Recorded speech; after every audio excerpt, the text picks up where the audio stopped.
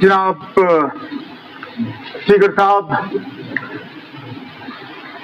2 फरवरी को जो honourable lieutenant governor साहब ने हाउस को एड्रेस करते हुए अपना खुतबा पेश किया, उसके हक में बोलने के लिए खड़ा हुआ हूं। मैं ऑनरेबल लेफ्टिनेंट गवर्नर साहब का शुक्रगुजार हूं कि वो आए और उन्होंने हमारे सामने वो खुतबा पेश किया। उनकी तकरीर में इस हुकूमत के हवाले से कितना हुआ है, कितना हो रहा है, कितना हम करने जा रहे हैं, उन सब चीजों का कहीं ना कहीं जिक्र हुआ। लेकिन ऑनरेबल लेफ्टिनेंट गवर्नर साहब ने इस बात का भी ख्याल रखा कि उनका एड्रेस अकेले ही इस सेशन का एजेंडा नहीं है। बजट भी पेश होना है, बजट में भी कई सारी बातें आनी हैं, उसके बाद ग्रांट्स भी होने हैं, उनमें भी कई सारी बातें आनी हैं। तो ये समझते हुए और ये जानते हुए कि बहुत से ऐसे मौके होंगे जिससे गवर्नमेंट को अपना जो है मौक़िफ़ लोगों के सामने रखना होगा, चंद चीजों पे ऑनरेबल लेफ्टिनेंट गवर्नर साहब ने अपनी बात जो है हम सबके सामने रखी। हर गवर्नर्स एड्रेस, चाहे वो जम्मू कश्मीर में हो, किसी रियासत में हो, या प्रेसिडेंट्स एड्रेस पार्लियामेंट के सामने, जब हुकूमत की कंटिन्यूएशन होती है तो president's address, governor's address, LGs address का भी एक सीरीज रहता है। इनको अलग अलग नहीं लिया जाता है। इसलिए सोच समझ के हमने बार बार उन चीजों का जिक्र नहीं किया जो इससे पहले 2 लेफ्टिनेंट गवर्नर्स एड्रेसेस में हमने शामिल किए, क्योंकि फिर ऑपोजिशन की तरफ से हमारे ऊपर इल्जाम ये लगता जनाब आप 1-2 चीजों के अलावा नया कुछ कहते नहीं हो। तो हमने कहा ठीक है, जिन चीजों का इससे पहले जिक्र हुआ है उनका हम दोबारा जिक्र करेंगे नहीं, कुछ नई चीजों के हवाले से बात होगी। लेकिन उससे भी हमारे कुछ साथी जो हैं वो थोड़े परेशान हुए, कहे इस चीज का जिक्र नहीं आया, उस एड्रेस में इसकी बात हुई, दोबारा हुआ नहीं। तो चलिए आपकी तसल्ली के लिए मैं फिर दोहराऊं, जम्मू कश्मीर नेशनल कॉन्फ्रेंस ये हुकूमत अपने उन वादों पे कायम है जो हमने लोगों के साथ किए। सबसे ऊपर जम्मू कश्मीर हासिल करना। अब एलओपी साहब उठ के कहेंगे क्या खसूसी दर्जा, 370 का आप जिक्र क्यों नहीं कर रहे हो? 370 का जिक्र हम इसलिए करना जरूरी नहीं समझते क्योंकि 370 को आपने आईन से हटाया नहीं है। हटाया होता तो मैं कहता इसको आईन में वापस शामिल करना जरूरी है, लेकिन आईन में अभी भी पड़ा हुआ है। आपने खोखला कर दिया। खोखला करने के बाद आपने हमारा खसूसी दर्जा हमसे छीन लिया। हम 370 को वहीं रख रहे हैं।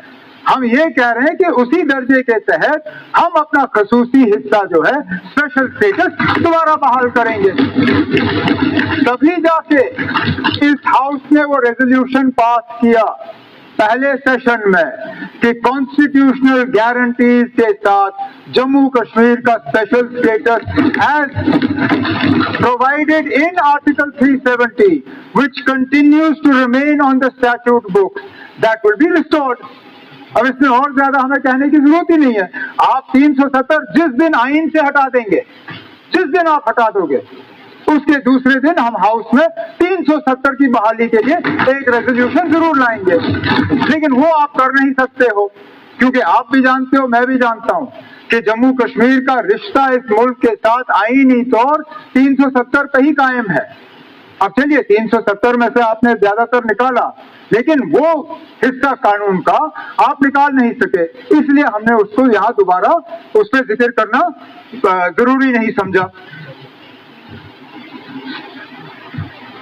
अब बहुत सी बातें यहाँ पे आई।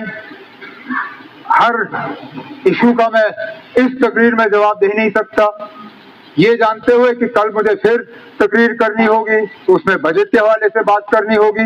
तो जिन चीजों का मैं यहाँ जवाब दे सकता हूँ दे दूंगा, बाकियों का इस सेशन के दौरान जो है आपको जवाब मिलता रहेगा। स्पीकर साहब, गुज़श्ता साल जम्मू कश्मीर के लिए आसान नहीं था। जिस माहौल में पिछले साल ऑनरेबल एलजी साहब ने अपना खुतबा पेश किया, जिस जम्मू कश्मीर में हमने उसके हवाले से बहस की, बजट पास किया, जो हमारे इरादे थे जम्मू कश्मीर के लिए, कहीं ना कहीं मई के महीने पे उन सब पे पानी फिरा। चाहे पहलगाम के उस अफसोसनाक हमले के दौरान, उसके बाद जब दोनों मुल्क जंग की सूरत में एक दूसरे का मुकाबला कर रहे थे, उसके बाद गर्मियों के महीनों में चाहे रामबन के क्लाउड बर्स्ट से शुरुआत हुई, फिर उसके बाद सितंबर अक्टूबर में पूरे जम्मू और कश्मीर के काफी सारे इलाकों में सैलाब का जो बना सूरत हाल, और आखिर में जो थोड़ी बहुत कसर बाकी रह गई थी वो दिल्ली ब्लास्ट ने पूरी की। कतरा कतरा हम यहाँ टूरिज्म जो है उसको दोबारा रिवाइव करने में लगे रहे। दिल्ली में धमाका हुआ, हमारी होटलें फिर खाली हुई, अब एक एक करके उनको हम दोबारा जो है भरने का काम कर रहे हैं। लेकिन कहने का मतलब मेरा ये है कि जिस अंदाज में पिछले साल हमने अपनी तैयारी की थी और जो हम सोच रहे थे हमें काम करने का माहौल मिलेगा, वो हमें नहीं मिला। अब वो किसका कसूर क्या हुआ उस पर हम बाद में आ जाएंगे। लेकिन इन हालात के बावजूद हम पीछे नहीं हटे, मंजिल से हमारी नजर हटी नहीं। जम्मू कश्मीर और तरक्की करे, जम्मू कश्मीर को हम और खुशहाली के रास्ते पे ले जाएं, जम्मू कश्मीर के नौजवानों के लिए हम और रोजगार पैदा करें, टूरिज्म जो है हम दोबारा इसको चालू करें। हमारी कोशिशें जारी रहें, चाहे किसी को ये नजर आए ना आए, चाहे किसी को ये बात अच्छी लगे ना लगे, लेकिन हम चुपचाप जो है अपना काम करते रहे।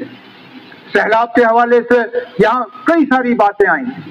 एक ऑनरेबल मेंबर ने इसके बारे में सवाल उठाया, सवाल पे भी बहस हुई, कई उसपे कुछ अजीब सी बातें आई। एक हमारे ऑनरेबल मेंबर ने एक गवर्नमेंट का एक नया टर्म आया है मदर सैंक्शन, उसके हवाले से बात हुई। अब शायद ये मौका मदर सैंक्शन इनको समझाने का नहीं है। अगर ग्रांट्स के दौरान या अगर आपको आधे घंटे का बहस जो है वो सैंक्शन कर देते हो, आप मदर सैंक्शन उसका दे दीजिए, मैं मदर सैंक्शन जो है ऑनरेबल मेंबर साहब को अच्छी तरह से समझा दूंगा। लेकिन फ्लड रिलीफ के हवाले से यहाँ पे बात आई कि कहीं फ्लड रिलीफ का सिलसिला जो है ये गायब हो गया है। अरे जनाब, मदर सैंक्शन आते हुए हमें मुश्किल से 15-20 दिन हो गए, अभी डीपीआर तैयार हो रहे हैं। जो बजट कंसल्टेशन के दौरान मेरी ऑनरेबल मेंबरों से मुलाकात हुई, उस मीटिंग के दौरान मैंने हर ऑनरेबल मेंबर को अश्योर किया कि जनाब ये फ्लड रिलीफ पैकेज जो है ये सियासी बुनियाद पे नहीं बांटा जाएगा। जहां नुकसान हुआ है उस नुकसान को दुरुस्त करने के लिए इस्तेमाल किया जाएगा। जिस सेक्टर में सबसे ज्यादा नुकसान हुआ है उस सेक्टर को हम ठीक करेंगे। ये सही आप लोगों ने फरमाया कि जहां 2014 का सैलाब का ज्यादातर असर कश्मीर जम्मू में कम, इस बार जम्मू में उसका असर ज्यादा देखने को मिला, कश्मीर में कम। लेकिन ऐसा भी नहीं है कि कश्मीर में सैलाब का असर कहीं नहीं था। उस सवाल के जवाब के दौरान एक ऑनरेबल मेंबर ने कहा कि हमने 5-5 करोड़ जो है हर डिस्ट्रिक्ट में बांटे, कश्मीर में कहीं सैलाब था नहीं, तो ये बराबरी क्यों? हर जिले में कहीं ना कहीं नुकसान हुआ है। अगर कुछ जिलों में 5 करोड़ बाकी था, काफी था, वो ठीक है। जहां और ज्यादा देने की जरूरत है उसमें ये 1430 करोड़ जो हमें सैंक्शन आया है वो इस्तेमाल होगा। लेकिन आप मुतमईन रहिए, जहां पे परमानेंट रेस्टोरेशन की जरूरत होगी वहां पे परमानेंट रेस्टोरेशन बिना मज़्हब मिल्लत, बिना सियासत, बिना और कोई चीज देखे हुए सिर्फ जरूरत के बुनियाद पे हम कर लेंगे।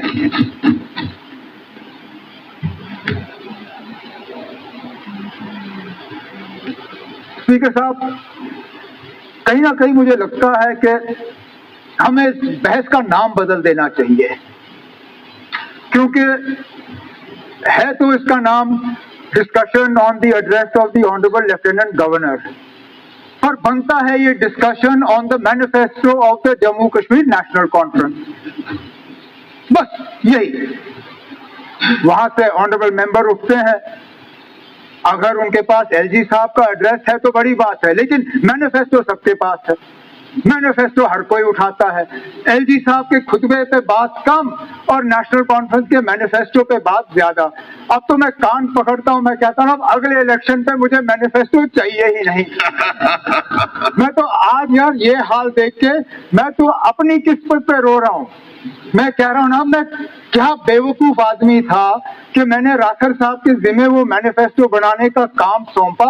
इससे अच्छा बिना मैनिफेस्टो के हम इलेक्शन लड़ते, कम से कम एलजी के खुतबे पे ही बहस होती।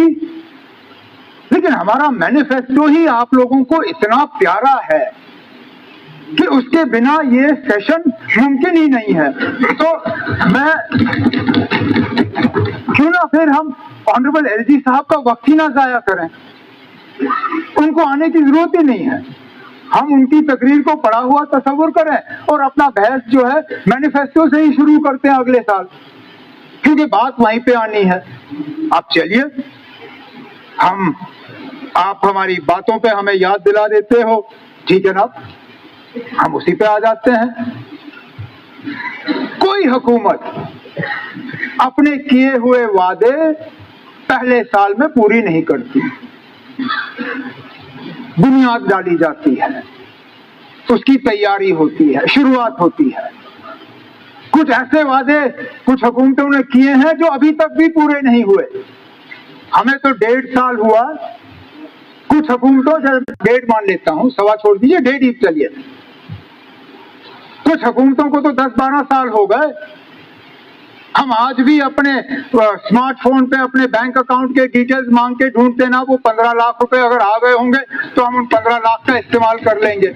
वो अब नहीं आए, ना आने हैं, नहीं ना आने हैं। चलिए वो हमारी अपनी बात में छोड़ दीजिए। जिस जिले से एलओपी साहब ताल्लुक रखते हैं, इनको भी याद होगा, मुझे भी याद है, एक बहुत बड़ा वादा एक इलेक्शन के दौरान किश्तवाड़ के लोगों के साथ किया गया था कि किश्तवाड़ से आप बीजेपी को कामयाब करिए, किश्तवाड़ की जो पानी की कमी है उसको दूर करने के लिए इतना बड़ा टनल खोदा जाएगा कि वहां से फारूक अब्दुल्ला साहब अपनी गाड़ी लेके निकल जाएंगे। कहा था ये, आज 12 साल हो गए, टनल तो दूर की बात, पाइप भी जब हम मुश्किल से, अब मैं और जावेद राणा साहब जोड़ के जो है जल जीवन मिशन की पाइपें जो है इकट्ठे करके वहां आपको पानी पहुंचाने की कोशिश कर रहे हैं। सब ठीक है, आप हमें अपने वादे याद दिलवाओगे, हमें कोई एतराज नहीं है, वो तो आपका काम है। लेकिन जहां आप हमारे वादे याद दिलवाते हो, वहां जो आपने भी वादे किए हैं लोगों के साथ, उनका भी कभी कभार ना आप जिक्र करिए।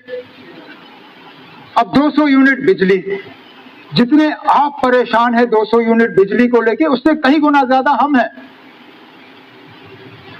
क्योंकि अगर मैं ये दे नहीं पाया, मैं जानता हूं ना, ये क्रेडिबिलिटी का सवाल बन जाता है।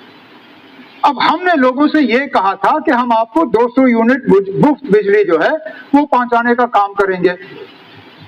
मैंने लोगों से ये नहीं कहा था कि वो बिजली जो है वो मैं कोयले से पैदा करूंगा, या मैं वो बिजली पानी से पैदा करूंगा, या मैं वो बिजली हवा के विंडमिल से इस्तेमाल ले आऊंगा। अब अगर हमारी थोड़ी बहुत चालाकी इसमें रही, हमने मरकज का स्कीम, पीएम साहब का स्कीम कहीं ना कहीं से जुगाड़ करके अगर इस्तेमाल करके लोगों को 200 यूनिट मुफ्त बिजली जो है पहुंचाने का काम इस साल शुरू कर लिया है, तो आप लोगों को क्या एतराज उससे?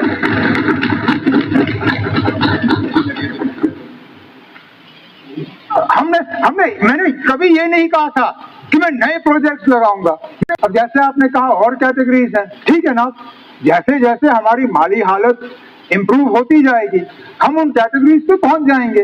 लेकिन कम से कम, और शुरुआत हमने इसी पिछले साल बजट की बात जो है अगले साल पे कंटिन्यू किया। ऑर्डर निकल चुका है, अखबारों ने भी छापा है, इसी फाइनेंशियल ईयर में उसको रोल आउट करके जो है उसकी शुरुआत की जाएगी। अब जब हम अपने वादों पे बात करते हैं, ठीक है, हमने एक जैसे मैंने कहा शुरुआत की, चाहे सोशल वेलफेयर को लेके की, राशन को लेके की, एजुकेशन को लेके किए, हेल्थ को लेके किए, जो हमने रेजोल्यूशन लाए स्पेशल स्टेटस के लिए, वो भी एक बुनियाद थी। कोई ऐसा इशू हमारे मैनिफेस्टो में जिसपे हमने बात ना की हो, या जो हमने मैनिफेस्टो में डाला है उस पर हमने कहीं शुरुआत नहीं की।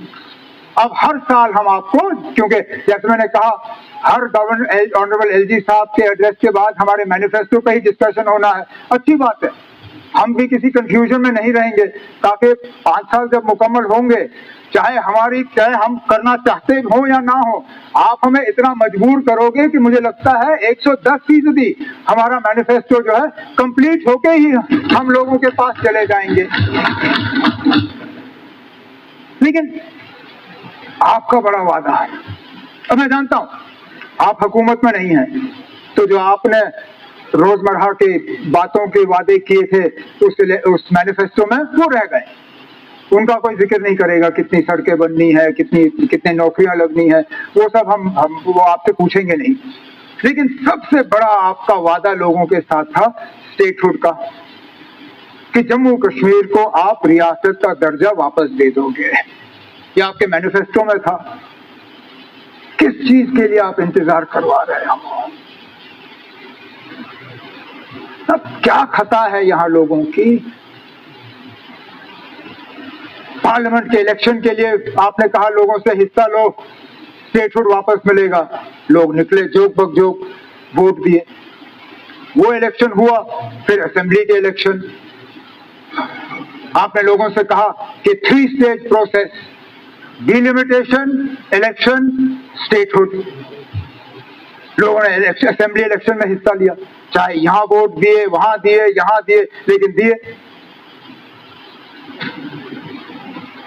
अब जब स्टेटहुड की बात आ जाती है तो इसमें एक शोशा, हमारे बहुत ही senior honourable member Shyamlal Sharma ji statehood की बात करते हैं, लेकिन सिर्फ जम्मू की, और वो कह नहीं सकते कि उन्होंने ये कहा नहीं, क्योंकि हम सब ने वीडियो देखे, जिस गूगल का एलओपी साहब ने जिक्र किया वो सबके फोन पे गूगल है, आप गूगल खोल के देखिए तो उसमें देखिए श्यामलाल जी ने क्या कहा कि कश्मीरियों पे भरोसा किया ही नहीं जा सकता, ये एंटी नेशनल लोग हैं, इन्होंने मुल्क का साथ दिया नहीं, इनके वजह से जम्मू की तबाही हुई। कहा कि जेके बैंक में ज्यादा पैसा जो है वो जम्मू का है, और भी बहुत सी बातें की, और कहा इस बुनियाद पे जम्मू जो है वो कश्मीर से अलग किया जाना चाहिए। अब हम स्टेटहुड की बात कर रहे हैं पूरे जम्मू कश्मीर के लिए, आप लोग जम्मू कश्मीर को अलग बांटने की बात करते हो, जम्मू के स्टेटहुड की बात करते हो, कश्मीर को आपने छोड़ ही दिया। लेकिन ये कहना कि कश्मीरियों पे भरोसा नहीं किया जा सकता, मैं कहता हूं स्पीकर साहब ये बहुत ही अफसोस की बात है। क्या कमी बाकी रखी कश्मीर के लोगों ने? ठीक है ना, कुछ लोग गलत रास्ते पे चले, कहीं ना कहीं वो उस बात की सजा काट रहे हैं, लेकिन आम कश्मीरी कहां ना अमन के खिलाफ रहा, आम कश्मीरी ने कहां मुल्क के खिलाफ जो है आंदोलन किया। हालात खराब रहे, वो मजबूर रहे। लेकिन पिछले साल जब पहलगाम का वाकया हुआ, क्या वो आम कश्मीरी नहीं थे जिन्होंने बाहर आके कहा कि ये हमारे नाम में नहीं? क्या वो कश्मीर का नौजवान नहीं था जो टूरिस्ट को बचाने के लिए अपनी जान खो गया? आदिल पहलगाम का ही मैं कितने बहादुर जम्मू कश्मीर पुलिस के जवानों के अफसरों के नाम लूं जो इस मुल्क के खातिर कुर्बान हुए। और ये आज की बात नहीं है, 47 से लेके आज तक स्पीकर साहब, हमलावर खबरदार, हम कश्मीरी है तैयार। तब ना आप और मैं पैदा नहीं हुए थे जब कश्मीर में यह नारा बुलंद हुआ था। उनके पास बंदूकें नहीं थी, नकली बंदूकें बनाई दुश्मन को दिखाने के लिए, और जब तक हिंदुस्तान की फौज नहीं पहुंची वो आम कश्मीरी था जिन्होंने कबायलियों को और वहां के घुसपैठियों को रोकने का काम किया, और फिर हम इन लोगों से कहें कि आप ही लोग हो जिन पे भरोसा नहीं किया जा सकता, जिनके वजह से कश्मीर को जो है जम्मू से अलग करना चाहिए और जम्मू को अलग स्टेट मिलना चाहिए। ये निहायत ही अफसोस की बात है ना, और ऐसी बातें नहीं की जानी चाहिए। लेकिन होश करें ना, जो आप मांगते हो क्या वो आप लेने के लिए भी तैयार हो? लद्दाख का हाल देखे ना, लद्दाख ने भी बड़े धूमधाम से यूटी मांगा था। जिस शख्स ने 5 अगस्त 2019 को शायद सबसे ज्यादा मिठाइयां बांटी, आज वो जोधपुर में आप सबका मेहमान बैठा हुआ है। हर लद्दाख के फंक्शन में उस बेचारे को सामने खड़ा किया जाता था, हर ऑफिशियल फंक्शन में अगर और किसी का जिक्र होता था या नहीं होता था, उस शख्स का होता था। हर फ्लैग होइस्टिंग पे वो लद्दाख के सिंबल के तौर पे इस्तेमाल किए जाते थे। आज वो शख्स जोधपुर की जेल में सड़ रहा है और उसके बारे में कहा जा रहा है कि वो नौजवान, लद्दाख के नौजवानों को क्या है बांग्लादेश और नेपाल के पैटर्न पे उठाने का काम कर रहे थे। ये हमने लद्दाख का हाल किया हुआ है। कहीं ऐसा ना हो ना, आप जो जम्मू को कश्मीर से अलग करने की बात कर रहे हैं, उनका भी यही इरादा है कि जम्मू का भी वो हाल करें जो लद्दाख का हाल किया उन्होंने। अब स्टेटहुड को जोड़ के आज एक नई बात सामने आई है ऑनरेबल एलओपी साहब की तरफ से कि स्टेटहुड हमें मिल जाएगा तब जब मोदी जी मुतमईन होंगे कि यहां गोलियां नहीं चलेंगी। यही कहा उन्होंने, ठीक?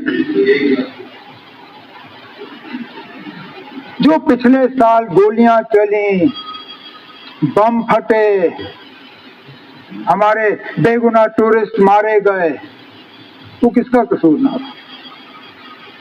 वो किसका फेलियर?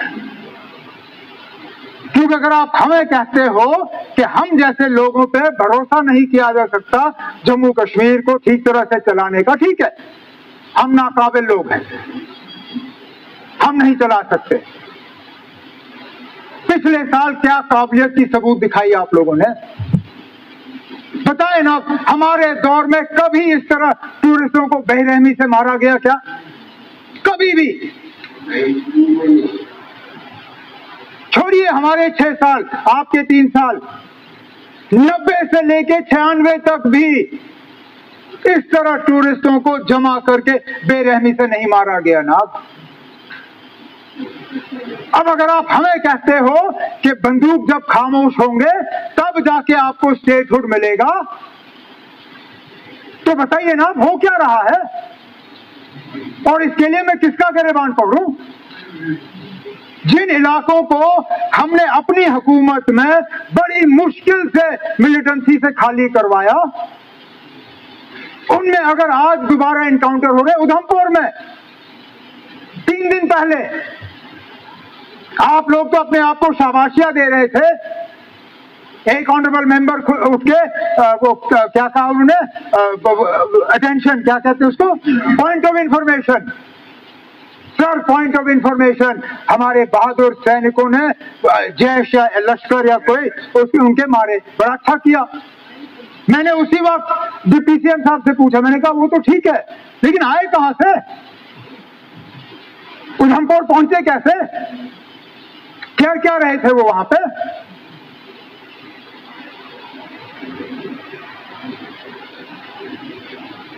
एलओपी साहब ने कहा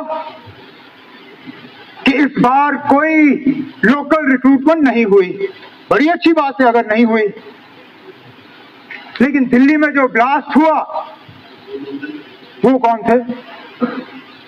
उस वक्त तो आप हाइब्रिड मिलिटेंट की बात करते हो, उस वक्त आप एजुकेटेड मिलिटेंट की बात करते हो।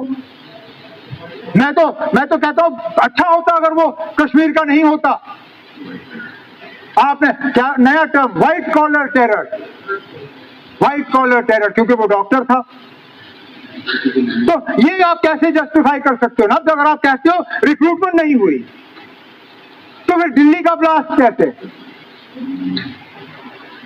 कहीं ना कहीं तो आपके कहने में और जमीनी हकीकत में फर्क है, और ये होना ही नहीं चाहिए था, क्योंकि इस सब का इलाज तो आपने 2019 में रखा था।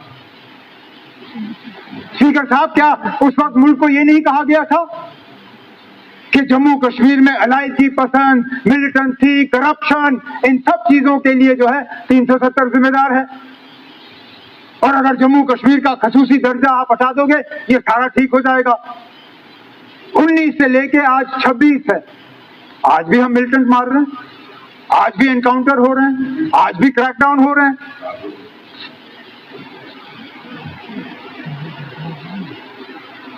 यहां मेरे दोस्तों को जम्मू की डिस्क्रिमिनेशन की बात बीच बीच में याद आ जाती है। जब इनके पास और कुछ रहता नहीं है लोगों को बेचने के लिए, तो जम्मू की डिस्क्रिमिनेशन की बात होती है। ये जम्मू की डिस्क्रिमिनेशन की बात आपको जब दरबार मूव बंद हुआ और उसको बड़ा चढ़ा के यूनियन बजट का एक हिस्सा बनाया गया, मैंने वो तकरीर पढ़ी जिसमें बड़े फख्र से कहा गया था यूनियन बजट में कि नाउ द दरबार move in Jammu and Kashmir is part of its history. उस वक्त ये आवाज कहां गई थी आपकी? जो लोग ज्यादा जम्मू को जानते भी नहीं हैं, उन लोगों तक मुझे कहा कि पिछले साल के बाजारों में और इस साल के बाजारों में जमीन आसमान का फर्क। आज जम्मू के बाजारों में एक चहल है, एक नई जिंदगी, एक रोशनी आई है, एक रौनक है। दुकानें भरी हुई हैं, होटलें भरे हुए हैं, कारोबार चल रहा है। जम्मू के साथ सबसे बड़ी अगर नाइंसाफी हुई है पिछले कई सालों में, जम्मू के साथ अगर सबसे बड़ा धोखा हुआ है पिछले सालों में, वो जम्मू के दरबार मूव को कैंसिल करने का धोखा, जिसको इस हुकूमत ने दुरुस्त करके जम्मू को वापस ठीक किया। लेकिन स्पीकर साहब, डिस्क्रिमिनेशन की बात वो लोग करें जिन्होंने डिस्क्रिमिनेशन होते हुए उसको रोकने की कोशिश नहीं की, ये भी अफसोस है। ये हम लोग हैं जिन्होंने हमेशा जम्मू और कश्मीर को बराबर रखने की कोशिश की। अगर एक तरफ यूनिवर्सिटी, दूसरी तरफ यूनिवर्सिटी, अगर एक तरफ एग्रीकल्चर यूनिवर्सिटी, दूसरी तरफ एग्रीकल्चर यूनिवर्सिटी। मुझे अभी भी याद है जब डॉक्टर मनमोहन सिंह साहब के दौर में हमें एक सेंट्रल यूनिवर्सिटी और एक IIM मिला, और झगड़े शुरू हुए क्योंकि दोनों तरफ को सेंट्रल यूनिवर्सिटी चाहिए थी, और हमसे फैसला हो नहीं रहा था कि सेंट्रल यूनिवर्सिटी कहां बने और IIM कहां बने। मैं डॉक्टर मनमोहन सिंह साहब को मिलने गया, मैंने उनसे गुजारिश की, मैंने कहा ना, ये जम्मू और कश्मीर के लिए बहुत मुश्किल होगा, आप मेहरबानी करिए हम पे, ये IIM आप वापस ले लीजिए, आप हमें 2 सेंट्रल यूनिवर्सिटी दे दीजिए। और उन्होंने हमारी बात को तस्लीम किया, सेंट्रल यूनिवर्सिटीज 2 आई। लेकिन उसके बाद निजाम बदला, जम्मू कश्मीर को IIT और IIM मिले। कितना अच्छा होता अगर एक IIT IIM डिवाइड होते, एक वहां लगता, एक यहां लगता। हमें भी लगता है ना, हाँ जी, कोई है जो वाकई डिस्क्रिमिनेशन को दूर करना चाहते हैं। अब यूनिवर्सिटी या IIT IIM तो दूर की बात, ब्रांच तक नहीं खुला ना। अब अफसोस होता है जब मैं एहसान परदेसी साहब की कॉन्स्टिट्यूएंसी से गुजरता हूं, DPS चौक के तरफ लेफ्ट साइड पे वो पार्क पे गेट के ऊपर बोर्ड लगा हुआ है, site for branch campus of IIT, सिर्फ बोर्ड IIT। बना कहीं पे नहीं। और फिर ये हमें कहें कि जम्मू के साथ डिस्क्रिमिनेशन। ना, डिस्क्रिमिनेशन तो तब हुआ जब आप लोगों ने मेडिकल कॉलेज बंद कराया।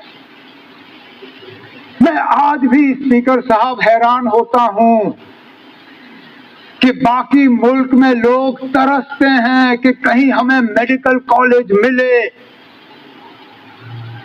और ये लोग हैं जो मेडिकल कॉलेज मिलने के बाद उसको बंद करा देते हैं सिर्फ इसलिए क्योंकि उसमें मुसलमान बच्चों की अक्सरियत ज्यादा थी।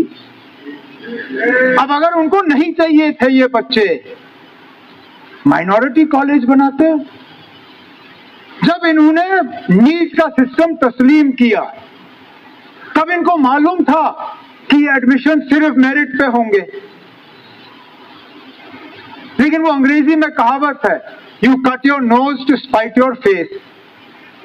आपको अपने नाक से गिला है तो आप अपने पूरे चेहरे को तबाह करोगे।